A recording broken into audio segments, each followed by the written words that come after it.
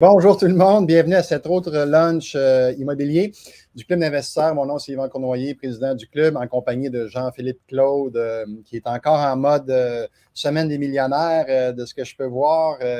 Salut Jean-Philippe. Yes, salut Jean, ça va? On va de mieux en mieux. On est content d'avoir une petite relâche la semaine dernière de lunch, mais on a passé une semaine incroyable avec 200 crinqués. Tu t'es remis de ta semaine? Oui, j'avais beaucoup de sommeil à reprendre, hein, parce qu'on sait comment c'est. Il y a toujours une activité, un réseautage, un souper qui s'organise, plus les formations. Fait que j'avais un petit peu de déficit de sommeil, mais je suis bien content les 2 dernières nuits, ça a aidé un petit peu. Chanceux de mon bord. Il y avait un challenge ce matin, donc on a parti ça à 6h15.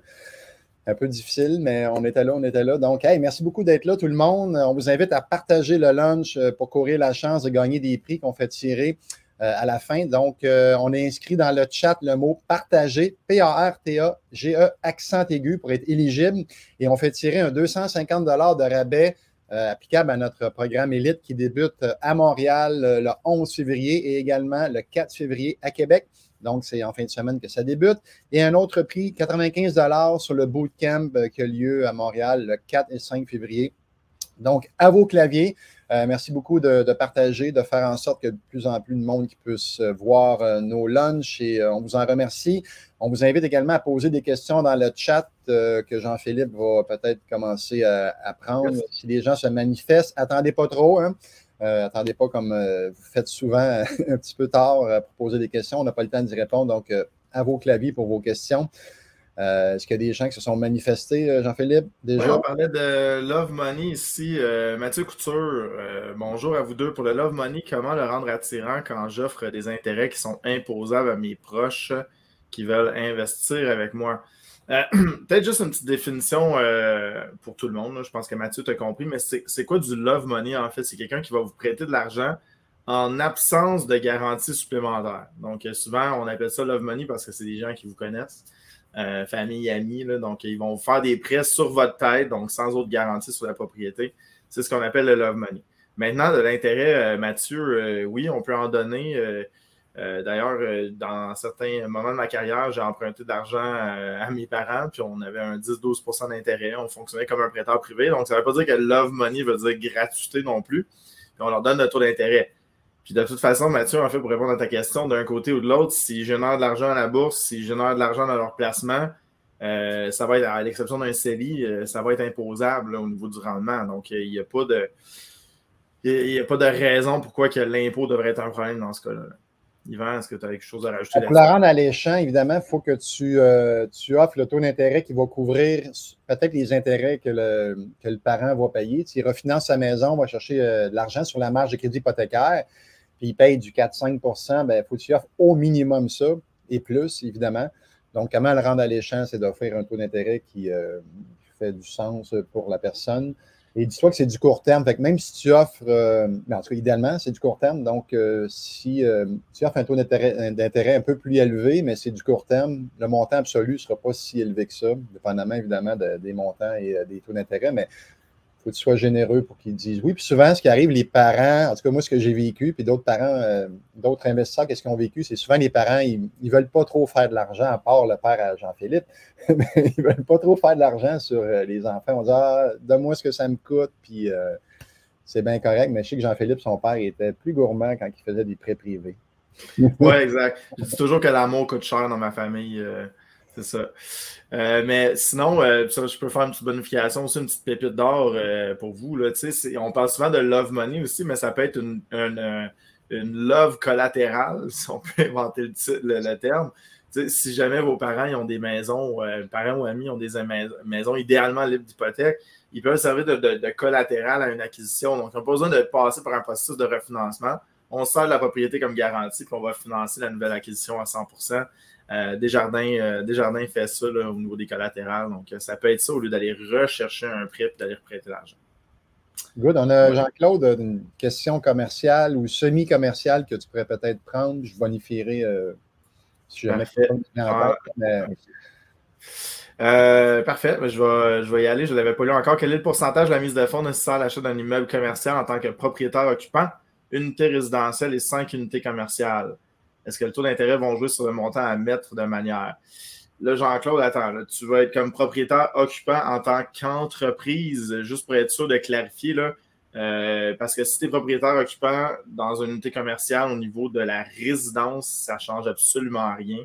Donc, ça ne changera pas le financement. Par contre, si tu es propriétaire occupant de ton entreprise et tu achètes une unité commerciale basée sur une certaine superficie, je ne m'avancerai pas parce que je ne la connais pas par cœur, mais il y a la BDC qui peut faire financer 100% des acquisitions quand vous êtes propriétaire occupant, basée sur une certaine superficie. S'il y en a qui connaissent, mettez-le dans le chat. Je ne veux pas m'avancer, là, mais dans les alentours de... Alors, je ne veux pas le dire parce que je ne suis pas assez sûr, mais il y a eux qui font ça. Il y a quelques banques aussi qui le font, là, basé sur un propriétaire occupant ou un financement 100%. Voilà. Exact. Puis la mise de fonds, ben écoute, là, tout dépend de ton financement, tout dépend comment tu es positionné comme propriétaire là-dedans, ben ça va varier, ça, effectivement.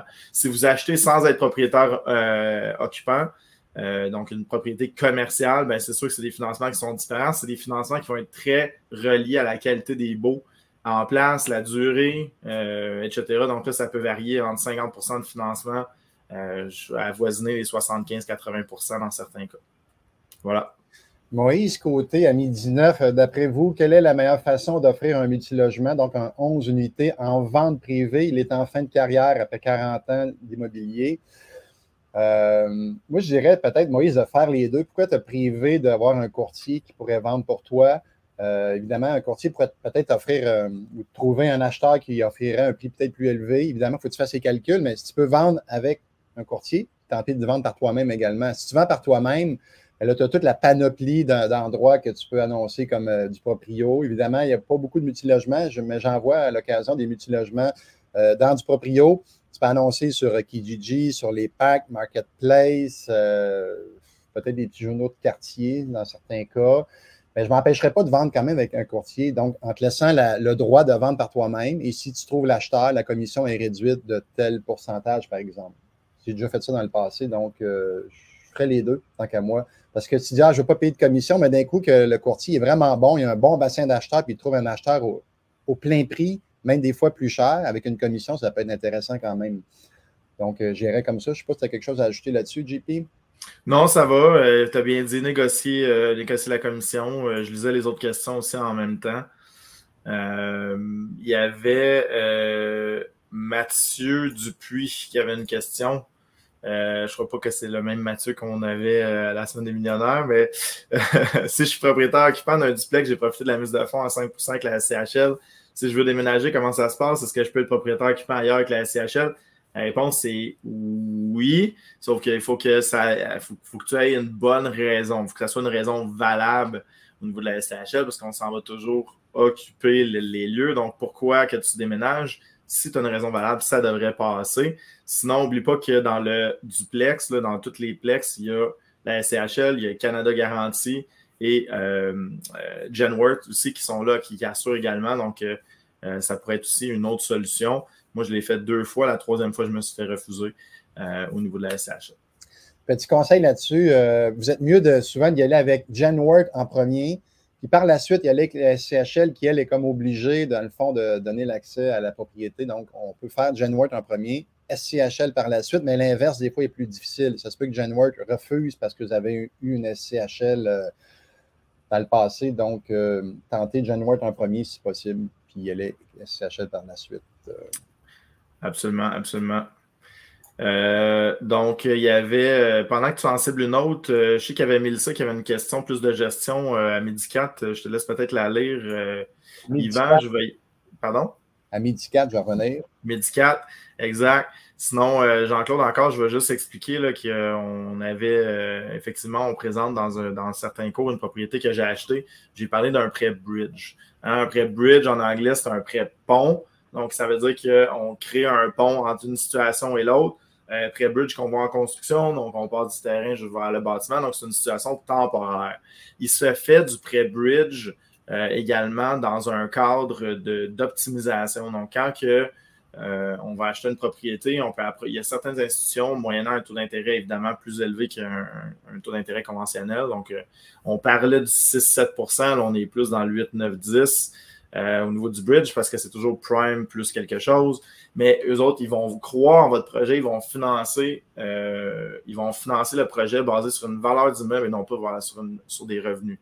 Attention, c'est pas toujours accessible au point zéro. Là. Quand vous commencez en immobilier, les compagnies qui font ça doivent voir que vous avez déjà une certaine expérience à le faire pour avoir une confiance. Parce que là, on se base plus du tout sur les revenus, mais vraiment sur une optimisation. Et la sortie doit être bonne. Là. Donc, il faut y aller à CHL ou conventionnel et sortir le prêt bridge parce que c'est une solution temporaire. Donc, oui, éventuellement, quand les prêts vont commencer à être plus élevés, là, on parle de 1,5, 2 millions, 2 millions et demi, 3 millions de bridge. Dans ce cas-là, les conseillers hypothécaires pourraient vous renseigner sur des gens qui pourraient faire ce type de prêt. Yvan. Excellent, excellent. J'ai lu la question un peu longue. On vous rappelle d'essayer d'être concis dans vos questions parce que ce n'est pas toujours évident d'écouter ce que l'autre dit et de lire en même temps et tout. Donc, je vais la prendre peut-être après les petites annonces, Jean-Philippe, parce qu'on a déjà midi et quart. Donc, on va vous partager quelques petites annonces de trucs qui s'en viennent pour le club sous peu. Donc, on est en plein challenge Go, Go, Go. Donc, sur 4 matins, on fait un challenge en collaboration avec mon prospecteur et ça a débuté ce matin. C'est encore disponible demain jusqu'au 2, donc jusqu'à jeudi. Soyez des nôtres, on donne plein de petits trucs sur la recherche, sur le financement créatif, sur les objectifs. Bref, on ratisse quand même assez large. On va avoir notre ami Richard Damour mercredi qui va nous parler un peu de négociation. Donc, ceux qui sont motivés, qui sont crainqués, ont besoin d'un boost. Levez-vous tôt là, cette semaine et soyez avec nous. Ensuite, mercredi, le 1er février, on a la 353e mensuelle de réseautage à Québec. On a notre invité Jonathan Carrière qui va faire une petite partie de son parcours immobilier.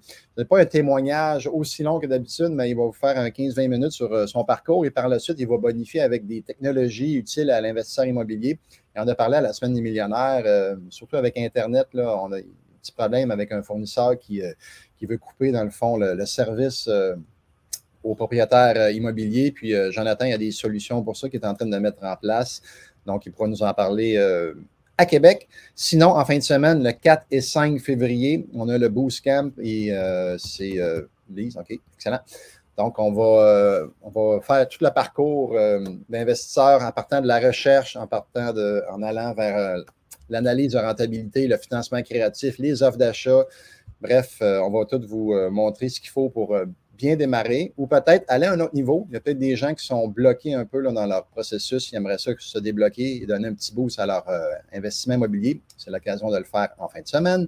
Le 4 février, donc le samedi même, on a IMO 101. Pour ceux qui ne sont pas disponibles toute la fin de semaine, c'est une belle alternative. Et si vous décidez d'embarquer dans le coaching par la suite, on vous crédite soit IMO 101 ou le bootcamp de 2 jours. Donc, c'est sans risque et on vous remet également 820 $ de certificats cadeaux et de laissez-passer applicables à d'autres formations, à nos événements de réseautage. Le 7 février prochain, on a Jonathan Carrière qui est à Québec, qui va être à Québec mercredi, qui sera là, en fait, à Montréal pour à peu près le même concept qu'à Québec. Et la dernière, 15 février, événement de réseautage virtuel, donc soirée virtuelle avec salon d'experts. Vous pouvez aller dans les salons qui vous intéressent le plus, un petit peu comme on a fait dans le fond lors de la Semaine des millionnaires. On a fait ça en présentiel là-bas, mais on le fait en virtuel ici. Donc, avis aux intéressés et ça complète les petites annonces, JP. Yes, sir, yes, sir. Est-ce que tu voulais y aller tout de suite avec la question de Mélissa ou j'y allais avec une? Vas-y. Parfait, excellent. Justement, en parlant de Jonathan Carrière, Carl qui posait la question comment pouvons-nous optimiser des logements actuels, exemple Internet ou autres, qui pourrions tout de suite augmenter les loyers? Écoute, oui, l'Internet avec Jonathan, avec Wi-Fi Plex, là, qui se sont associés en plus avec Duocable, qui sont devenus le plus gros fournisseur là, pour les propriétaires, le plus gros fournisseur d'Internet pour les propriétaires d'immeubles à logement. Qu'est-ce que tu pourrais faire pour augmenter les loyers? C'est sûr que là, on est dans le temps des augmentations aussi. Si vous avez des baux qui finissent le 30 juin, c'est le temps. Vous avez jusqu'au 31 mars pour envoyer les augmentations. Ce que je vous conseille, c'est d'offrir des services supplémentaires. Pas des services supplémentaires, mais d'offrir des rénovations et oui, aussi des services supplémentaires dans certains cas. Mais de dire, OK, on peut rénover légèrement votre cuisine, on peut faire votre salle de bain, on peut faire votre plancher moyennant telle augmentation. Donc, il y a une négociation qui peut se faire à ce niveau-là. Sinon aussi, installation de thermopompe extrêmement populaire ces temps-ci, dû au programme APH Select voyons, je vais te dire, la Société canadienne hypothèque et logement, la SCHL. Donc, très, très populaire à ce niveau-là. Donc, d'offrir ces services supplémentaires-là. Ou sinon, ben, si jamais il y a une possibilité de départ, ben, puis vous avez la possibilité de rénover les logements, peut-être échanger un petit montant d'argent contre un départ, ça peut se voir aussi, Carl. Fait que je te dirais que c'est pas mal l'enveloppe là, que tu peux avoir là-dedans. Puis on parle d'augmentation, mais ça peut être fait n'importe quand dans l'année. Hein. Il n'y a rien qui nous empêche de faire ces améliorations-là dans l'année et renégocier une augmentation en cours de bail. Tu m'as écrit coaching anglo. Ouais, vas-y. Oui, bien, coaching anglo, dans le fond, on n'a pas de slide, mais on a commencé le 20 janvier dernier, si je me souviens bien. Donc, les vendredis. Et là, on a notre cours 2. Donc, c'est le temps de rejoindre le 3 février. Donc, ce vendredi, on le fait en classe et en ligne en même temps. Donc, si jamais vous voulez faire du travail en même temps, vous le suivez en ligne, il n'y a pas de problème. Donc, c'est encore le temps de se joindre à la cohorte. Donc, le 3 février, vous allez sur le site du club, allez du côté anglais et vous pouvez faire votre inscription à ce niveau-là. Excellent. Donc, on vous invite à partager le lunch pour courir la chance de gagner nos 2 prix qu'on fait tirer tantôt. On vous le répète, c'est sous peu, ça va se faire, ça va être annoncé. Donc, dernière chance de partager le lunch. Il y avait Mélissa qui dit qu'il a acheté, qui a acheté un 5 logements en succession, d'une succession, puis le locataire a un loyer de faveur à 430 $ pour un 3,5. Je ne sais pas c'est où, mais c'est vraiment pas cher. Donc, effectivement, moi, j'irai à la régie pour faire valoir ton point, parce qu'à 430 pour un 3,5, c'est vraiment pas cher. Donc, on a vu des gens au club gagner leur cause, justement, dans un loyer de faveur et faire ramener ça au prix plus du marché. Donc, c'est ça, de faire une demande à la régie, Mélissa, pour tenter d'obtenir un prix qui va plus rapprocher ce que le marché reflète actuellement. Excellent. Il y avait les avantages, une bonne question, question un petit peu plus avancée, mais fort intéressante. Yacine qui disait les avantages et les inconvénients de l'achat d'une entreprise détenant l'immobilier, détenant un immeuble versus l'achat d'immeuble. C'est très complexe, mais je vais juste y aller avantages, inconvénients.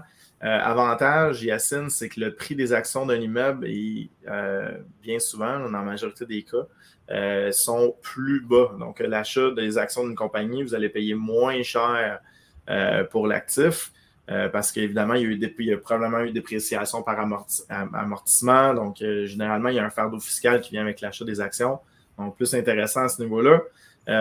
Inconvénient, ben, quand vous achetez la compagnie, vous achetez également tout son historique. Donc, toute sa, juste le terme anglais, sa liability,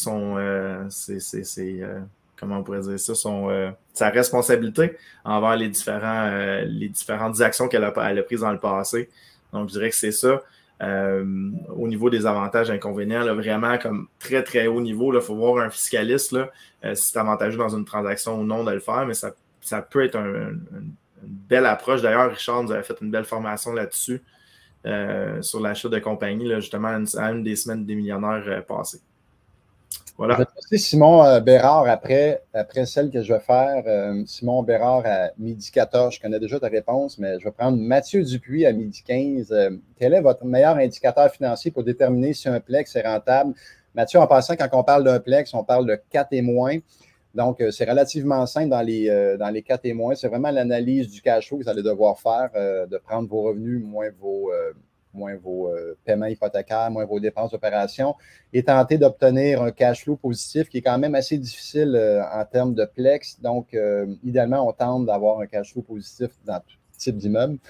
Mais pour déterminer si c'est rentable ou non, c'est aussi simple que ça. Il faut que l'immeuble couvre ses frais, à moins que tu l'habites. Si tu habites une des unités, je ne sais pas si c'est ton cas là, mais quand on habite une unité, des fois, on peut se permettre un cash flow négatif parce que, en fond, ce cash flow négatif-là, le surplus du cash flow négatif, on va l'appliquer sur notre loyer. Donc, c'est le loyer total qu'on paie pour habiter cette unité-là. Et des fois, être à cash flow négatif, ça peut être bon quand on est propriétaire occupant parce que c'est comme une économie forcée. Hein, parce que ce qu'on paye de notre poche, on va le récupérer par la suite parce qu'on rembourse du capital éventuellement. Donc, c'est comme si on mettait des économies de côté. C'est une façon de le voir parce que cash flow positif, c'est un peu difficile dans le plex. Donc, je ne sais pas si tu l'habites ou pas, là, mais ça peut ressembler à ça. Simon Bérard, Midi 14, tu connaissais déjà ma réponse, hein? La première année, tu fais ton cash. Et... voilà, voilà. Simon, Yvan y a répondu, j'ai pas besoin. Donc, Simon, en tant qu'investisseur chevronné, quel est le taux de rendement? Là, je fais une parenthèse parce que nous, on est des investisseurs actifs, très actifs, évidemment, en progression dans le parc immobilier. Donc, moi, je vais répondre pour moi, puis après ça, je vais dire d'autres choses. Nous, on ne regarde pas le taux de rendement que l'immeuble va nous donner, mais on va plutôt regarder quand est-ce que l'argent revient. Parce que donc, on va investir de l'argent, on va investir dans le bâtiment, on va optimiser ce bâtiment-là, on va procéder à un refinancement. Maintenant, quelle est la partie de capital qui revient dans nos poches après, idéalement, un an? Nous, on vise 100% du capital après un an, donc on optimise, on fait vraiment monter les revenus, diminuer les dépenses, on récupère ça et on réinvestit. Donc, en fait, mon taux de rendement est pratiquement infini parce que pendant un an, oui, on a injecté du capital ou on a injecté du capital avec un investisseur qui nous accompagne. Et là, on rembourse ce capital-là. Puis là, l'actif, on n'a plus de dollars dans l'actif. Donc, on a un rendement infini là-dedans.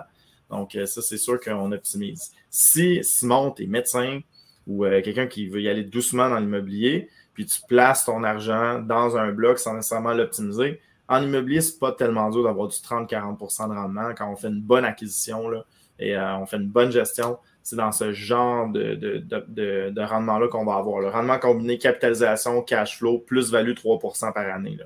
Donc, si on met tout ça ensemble, là, ça va être dans ces ordres de grandeur. Yvan.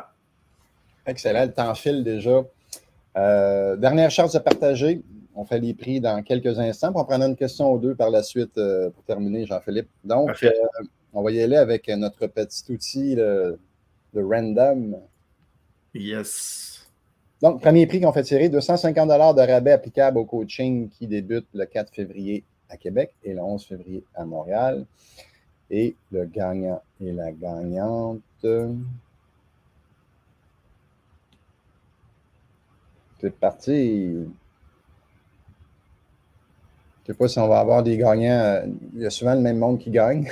Quand je viens de voir le club d'investisseurs, ça fait Simon Bérard, qu'on vient de te répondre à la question. Donc, félicitations, Simon. Vu que tu fais le coaching, si c'est le même Simon que je pense, tu pourras l'appliquer sur le coaching avancé qui va débuter le 18 mars à Montréal en présentiel. Et l'autre prix, c'est 95 $ sur le bootcamp qui a lieu en fin de semaine à Montréal. Gagnant et gagnante. Hugo Morin, sûrement un jeu de mots là-dedans. Donc, Hugo Morin, félicitations pour réclamer votre prix. Contactez Julie au bureau. Allez sur le site du clubimmobilier.ca. Yes. Il y avait une question de Hugo Dess. APH Select et refinancement, obligation d'utiliser les fonds obtenus lors d'un refinancement pour rénovation ou investissement immobilier. Est-ce que c'est la norme maintenant avec la SCHL? La banque ne prête pas en conventionnel. Là, il y a quelques sujets mélangés là-dedans. APH et SCHL. APH, c'est un programme spécial de la SCHL, mais c'est la SCHL qui contrôle les règles. Donc, que ce soit APH ou non, ça n'a pas rapport. La SCHL ne prête pas d'argent, contrairement à ce que les gens pensent. La SCHL, c'est un assureur hypothécaire. Ils assurent le prêt des banques. C'est toujours la banque qui prête. Donc, dans ce cas-là, oui, il y a des règles de réinjection de capital qui ont été instaurées pendant la pandémie, je pense que c'est 2020, parce qu'il y avait tellement de monde qui retirait l'argent du marché. Donc, la SCHL a dit, OK, vous pouvez retirer, mais vous devez réinvestir dans l'immobilier. Fait que ça, c'est toujours maintenu, c'est toujours vrai. Puis oui, les banques peuvent prêter en conventionnel, sauf qu'avec les taux d'aujourd'hui, en conventionnel avec des amortissements de 25 ans, ça fait des prêts tellement petits que les gens se retournent généralement vers la SCHL et encore plus vers le programme APH Select avec les taux qu'on a ces temps-ci. Voilà. Hey, JP, je viens de me rendre compte, j'ai skippé une section, une section d'annonces que je vais faire. Là.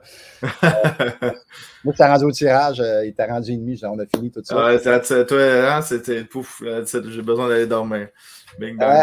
Hey, on va y aller avec les petites annonces. Le groupe des femmes en immobilier, donc groupe privé où il y a plus de 2000 femmes qui en font partie. Donc, chapeauté par Lise, ma conjointe, et Manon Paquette qui est là aujourd'hui, sûrement en train de faire des petits coucous et créer team de feu. Donc, petit endroit pour vous réunir et discuter entre vous, mesdames, selon votre réalité. Et on a également un groupe Facebook privé qui n'est pas la page fan, mais qui est un groupe de 6500 passionnés. Donc, allez cliquer, pas j'aime, mais faites partie du groupe, faites la demande, on va vous joindre. On a également les podcasts qu'on fait. On vous invite à écouter nos podcasts. On a, je pense, 11 ou 12 épisodes de fait jusqu'à présent. C'est des bons coups de nos membres qui sont là pour vous inspirer, vous motiver, vous donner des trucs et des petites astuces sur des transactions qu'ils ont fait récemment. Donc, celui qu'on voit à l'écran, c'est Pierre-Luc Drouin qui était avec nous à la Semaine millionnaire, qui a acheté avec une balance de vente de 300 000 sans intérêt. Donc, très intéressant à ce niveau-là. Ensuite, on a l'IMAG 3e édition, qu'on vous invite à consulter avec, comme vedette, cette fois-ci, Martin Latulippe de l'Académie Zéro Limite. On a également Charles Côté qui en fait partie. Régina Courtemanche qui était avec nous à la Semaine millionnaire, qui est un être incroyable, généreux, respectueux, gentil et tout ça. Donc, les gens vraiment apprécient passer une semaine avec lui. Vous allez avoir une entrevue dans les IMAG qu'on a fait avec Ray Junior Courtemanche. Ensuite, faites appel à nos membres corporatifs pour bâtir votre équipe de rêve, hein, pour s'outiller comme il faut en tant qu'investisseur. Vous avez tout ce qu'il faut au club. Allez sur le site du club, vous allez avoir nos membres corporatifs. Et je répète, le programme de coaching qui débute le 11 février à Montréal et le 4 février à Québec en fin de semaine. Il reste encore quelques places, donc avis vous intéresser. Et voilà. Yes, sir. Bon, on y va avec les dernières questions. Jean-François Damour, j'aimais particulièrement la question PH Select, efficacité énergétique. Quel est le profil type d'un immeuble existant qui est un bon candidat pour ce programme? Excellente question. 3 améliorations énergétiques populaires. Jean-François, plus le chauffage est ancien, meilleure est l'optimisation possible. Donc, idéalement, du mazout ou des vieilles chaudières au gaz naturel. Ça, c'est sûr que c'est des bâtiments qui sont ciblés. Ensuite, installation de thermopompe, énorme gain là-dessus. Sinon, aussi, s'il y a des vieilles lumières dans les corridors, là, des lumières OLED, on avait été chercher quelques points là-dessus. Fenêtre, c'était correct, c'était pas si mal.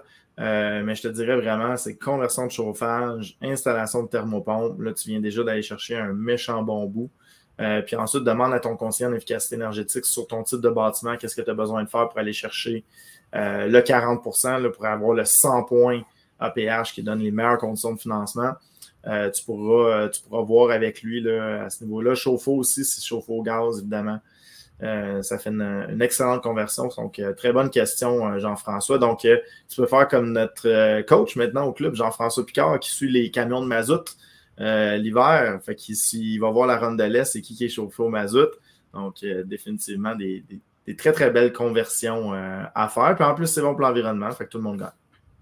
On va prendre un autre, Mick Morin, qui serait une réponse pour toi, mais je vais commencer. Tu bonifieras.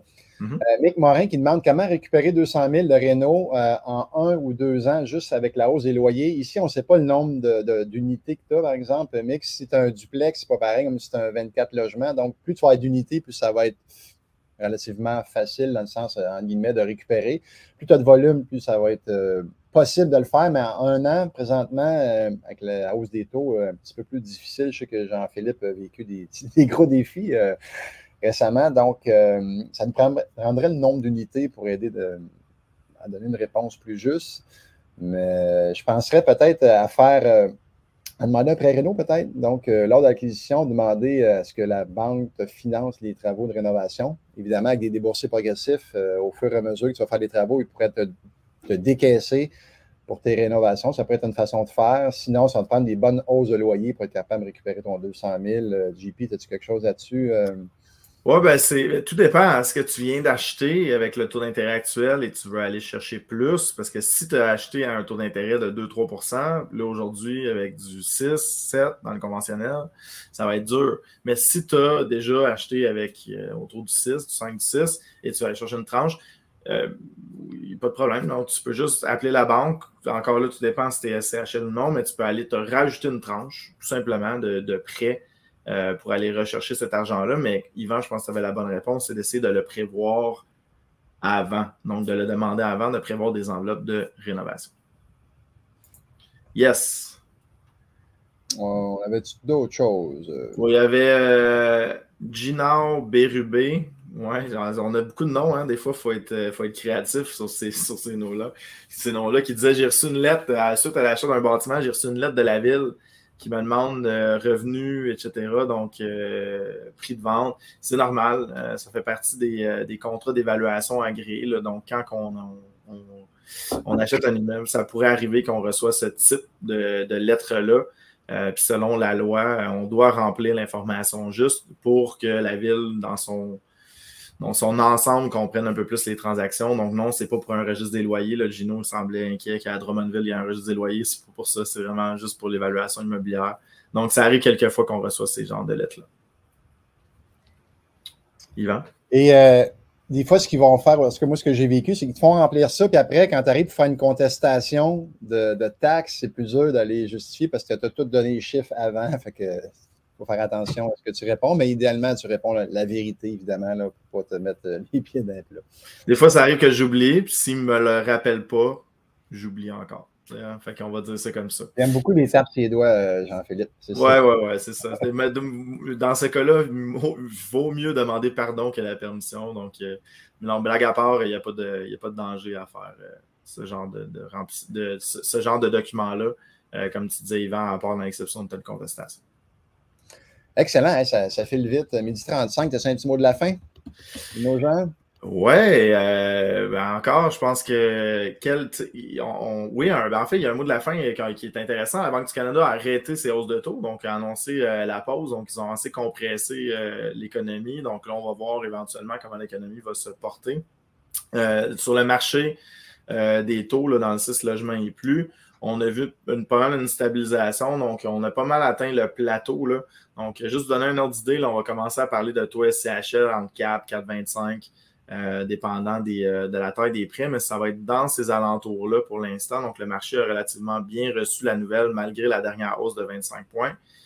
Donc, quand vous faites vos calculs, vous pouvez vous mettre une petite marge de manœuvre, mais ça va être dans ces alentours-là. Puis, on doit parler des prêts conventionnels là, autour là, de 5,5-6 %. Toujours dans les 6 logements et plus. Là. Je ne parle pas des plex, mais c'est intéressant. Donc là, le marché est stabilisé. Regardez bien, là, tranquillement, les acheteurs vont venir marché, il va y avoir des négociations à travers tout ça parce que l'instabilité est terminée. Voilà. Ah, excellent. Merci, JP. On passe arrête dans ce retour de Semaine des millionnaires quand même, avec une grosse semaine qui nous attend. Merci beaucoup d'avoir été là. On espère que vous avez apprécié le moment et on se revoit, nous, la semaine prochaine, donc le 6 février prochain. On n'a pas encore d'invité, mais on va trouver ça cette semaine, un invité avec une thématique. On a quelques cartes dans notre manche pour être capable de vous présenter un invité de marque. Donc, merci beaucoup d'avoir été là. On se revoit à Québec, ceux qui sont dans la région de Québec, ce mercredi. Sinon, il y a les challenges à chaque matin qui sont là. Et la mensuelle de réseautage à Montréal le 7 février prochain. Donc, merci beaucoup d'avoir été là et on se revoit. À bientôt.